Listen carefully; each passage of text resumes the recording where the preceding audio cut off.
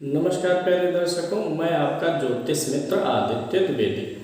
आज आपको एक नए विषय वस्तु के बारे में जानकारी देने वाले हैं।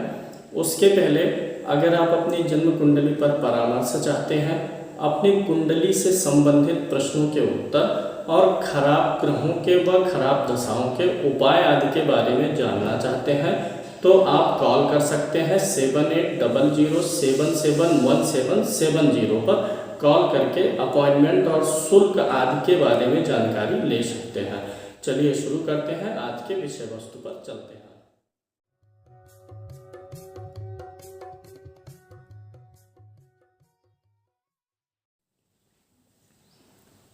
तो आज का विषय हमारा है जन्म कुंडली में आप देखेंगे कि कर्ज का योग बनता है कि नहीं, कर्ज हो सकता है, कब होगा, कितना भारी कर्ज होगा, क्या आप चुका पाएंगे, नहीं चुका पाएंगे, और उपाय।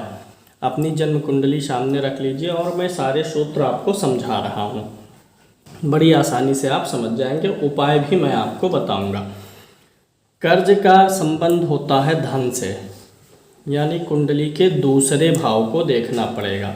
ये कुंडली का दूसरा भाव धन भाव कहलाता है और ऋण भाव, कर्जे का भाव छठवां कहलाता है। यानी कि हमें विचार करना है दूसरे भाव पर, छठवें भाव पर। और धन का कारक ग्रह बृहस्पति होता है, यानी दूसरा भाव, दूसरे भाव के स्वामी पर विचार करेंगे, दूसरे भाव के ग्रहों पर, छठवां भाव के स्वामी पर और ग्रहों पर, इसमें स्थित ग्रहों पर और बृहस्पति पर विचार होगा। तो मैं बारी बारी से आपको सूत्र समझा रहा हूँ, ध्यान से देखिए, बिल्कुल भी कठिन नहीं है, कोई आपको गुणा गणित नहीं करना है। चलिए पहले आपको बताएंगे कि आप अपनी जन्म कुंडली में दूसरा भाव देखिए। सबकी कुंडली में दूसरा भाव यही होगा। पहला भाव ये होता है, पहला चतुर्भुज, पहला घर, उसके बगल में दूसरा भाव। जन्म कुंडली के दूसरे भाव में क्या कोई नीच का ग्रह नहीं है? पहला सूत्र है दूसरे भाव में नीच का ग्रह। अगर दूसरे भाव में कोई ग्रह नीच राशि में बैठा है तो वह कर्ज का कारण बनता है। अब कोई ग्रह यहाँ पर नीच का है, कैसे पता चलेगा? देखिए यहाँ पर कौन सा ग्रह बैठा हुआ है दूसरे भाव में। अगर सूर्य बैठा है तो उसकी नीच राशि, ग्रहों की नीच राशि यहाँ पर लिखी है।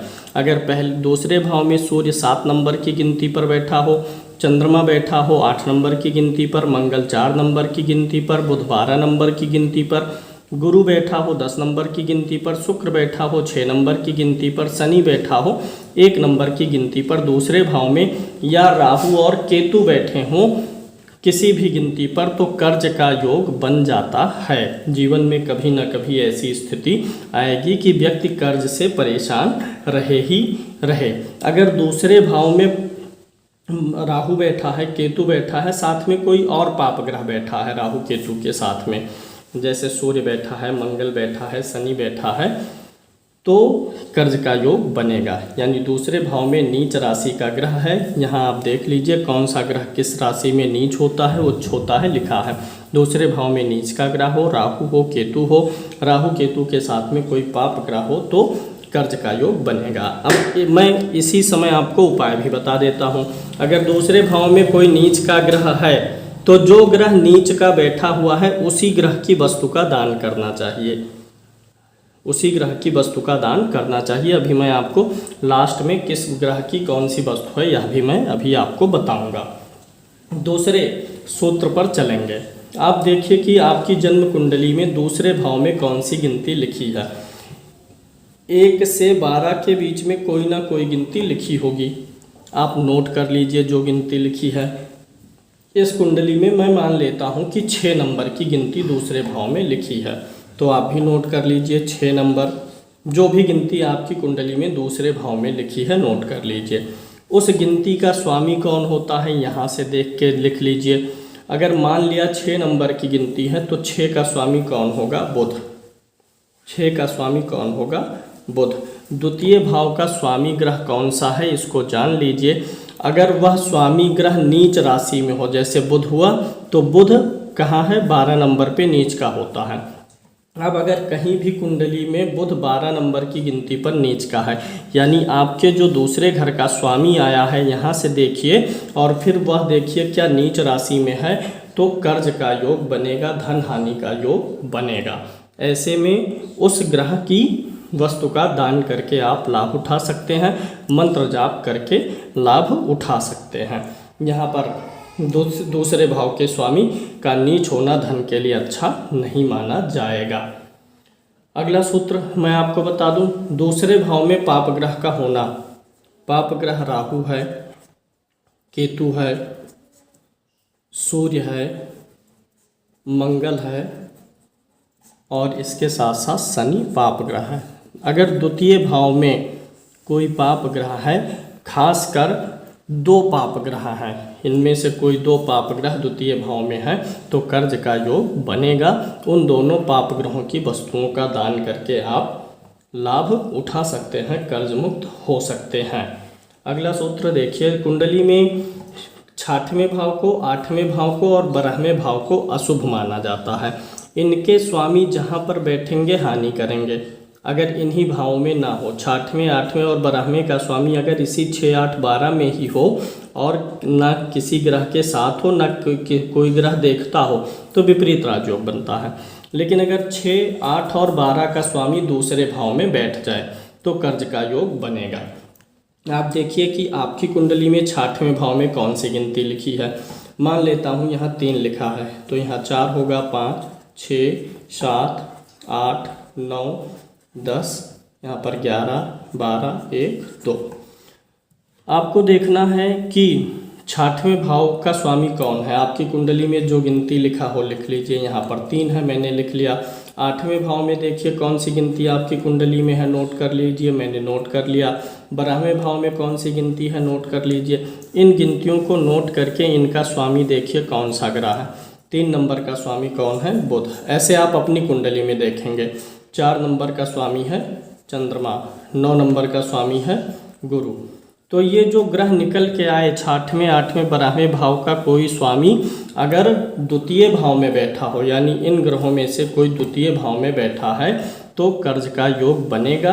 अब जो ग्रह बैठा है 6, 8, 12 का स्वामी होकर के द्वितीय में, उस ग्रह की वस्तु का दान करना होगा। उस ग्रह की वस्तु का दान करके आप कर्ज मुक्त हो सकते हैं और धन संबंधी समस्याओं का समाधान कर सकते हैं। अगला सूत्र इसी का ठीक अपोजिट है। आपको देखना है दूसरे भाव में कौन सी गिनती लिखी है। जो गिनती लिखी है उसका स्वामी देख लीजिए। जैसे अभी जो मैंने कुंडली बनाई इसमें दूसरे भाव में कौन सी गिनती लिखी है, 11 नंबर। तो 11 नंबर का स्वामी कौन होता है, शनि। 10 और 11 नंबर का स्वामी शनि है। तो लिख लीजिए कौन सा ग्रह स्वामी है द्वितीय भाव का। द्वितीय भाव का जो ग्रह स्वामी है उसको पकड़ लीजिए। अगर वह स्वामी ग्रह, द्वितीय भाव का स्वामी ग्रह 6ठवें भाव में हो, 8वें में हो, 12वें में हो तो कर्ज का योग बनता है। ऐसे में उस द्वितीय भाव के स्वामी के जो ग्रह आता है उसकी वस्तुओं का आपको दान करना चाहिए। यानी द्वितीय भाव कहीं ना कहीं इन्वॉल्व है। अगर द्वितीय का स्वामी 6ठवें में हो, 6ठवें का स्वामी द्वितीय में हो तो योग बन जाता है कर्ज का। अगर दूसरे और 6ठवें भाव के स्वामियों का संबंध हो, दोनों कहीं एक साथ बैठे हों कुंडली में, दोनों एक दूसरे के घर में बैठे हों, दृष्टि डालते हों तो भी कर्ज का योग बन जाता है। अगले सूत्र पे चलेंगे। धन का कारक ग्रह कौन सा है, बृहस्पति। बृहस्पति धन का कारक ग्रह है और सभी 9 ग्रहों में सबसे महत्वपूर्ण स्थिति में होता है। बृहस्पति कुंडली के 1000 दोषों का समन कर देता है अगर शुभ स्थिति में हो। अगर बृहस्पति कुंडली में नीच राशि में हो गया, कहीं भी कुंडली में बृहस्पति 10 नंबर की गिनती पर लिखा हो, या बृहस्पति आपकी कुंडली में अस्त हो। अस्त कब होगा बृहस्पति, अगर बृहस्पति सूर्य के साथ बैठा हो। बृहस्पति सूर्य के साथ हो और सूर्य से 10 अंश से कम के अंतर पर हो। अगर आपकी कुंडली में मान लीजिए सूर्य महाराज 5 अंश पर हैं और सूर्य के साथ ही गुरु लिखा हुआ है, 10 अंश से दूर होना चाहिए, यानी 15 अंश या उसके ऊपर के अंश पर होंगे तब अस्त नहीं होंगे। अगर बृहस्पति अस्त है, बृहस्पति नीच का है तो कर्ज का योग बनेगा। जीवन में आपको एक आध बार कर्ज का सामना करना पड़ेगा। ऐसे में बृहस्पति ग्रह की वस्तु का दान करके और बृहस्पति का मंत्र जाप करके करवा करके, अनुष्ठान करवा करके आप कर्ज से मुक्त हो सकते हैं। अगला सूत्र बताएंगे जो आपको धन संबंधी समस्याएं देता है। वास्तव में ये जितने योग मैं बता रहा हूँ ये सिर्फ कर्ज के लिए ही नहीं आपके लिए है कि कर्ज का योग बनाएंगे, बल्कि धन संबंधी परेशानी भी देंगे। जो लोग पैसा सेव नहीं कर पाते, सेम योग, यही सारे योग लागू होंगे पैसा बचत करने में, धन संबंधी तकलीफ होने में। अगर आपके साथ कोई राहु या केतु में से कोई ग्रह दूसरे में है तो धन संबंधी आपके साथ धोखा हो सकता है, तो संभाल के आपको रहना चाहिए। धन चोरी हो सकता है, फ्रॉड हो सकता है। तो धन से संबंधित सारी परेशानियां ये सारे योग पैदा करते हैं। तो अगला योग मैं आपको बताता हूं कि जो आपके कुंडली का द्वितीय भाव है, अगर द्वितीय भाव पर किसी ग्रह की नीच की दृष्टि पड़ती हो तो भी धन संबंधी हानि होता है, कर्ज होता है। अब यहाँ पे आप देखिए कि कौन सा ग्रह किस राशि में नीच का होता है। जैसे मान लीजिए, ध्यान से समझिएगा, सूर्य 7 नंबर में नीच का होता है। अब अगर यहीं पर 7 नंबर की गिनती लिखी हो, यहीं पर 7 नंबर लिखा हो और यहाँ पर सूर्य बैठा हो, तो यानी सूर्य की नीच की दृष्टि है, सूर्य का उपाय करना है। यहाँ पे 8 नंबर की गिनती हो और यहाँ पे चंद्रमा बैठा हो, 7वें भाव से 1 2 3 4 5 6 7, ठीक 7वें भाव से ग्रह नीच की दृष्टि डालता है।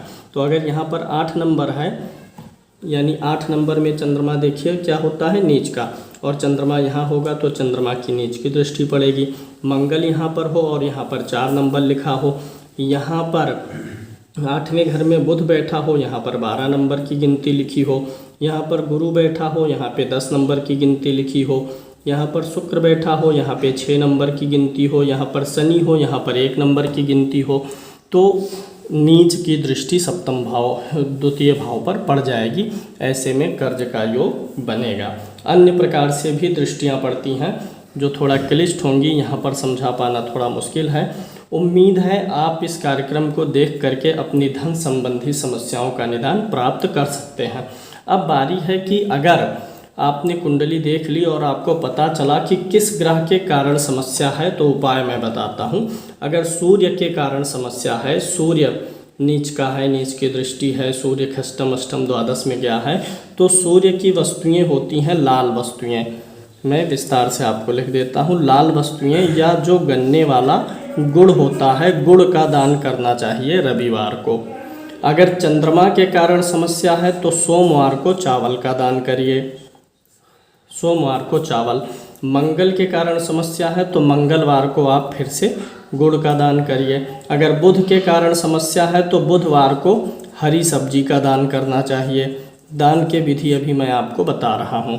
अगर गुरु के कारण समस्या है तो गुरुवार को हल्दी पाउडर का दान करिए, पीली वस्तुओं का दान करना चाहिए।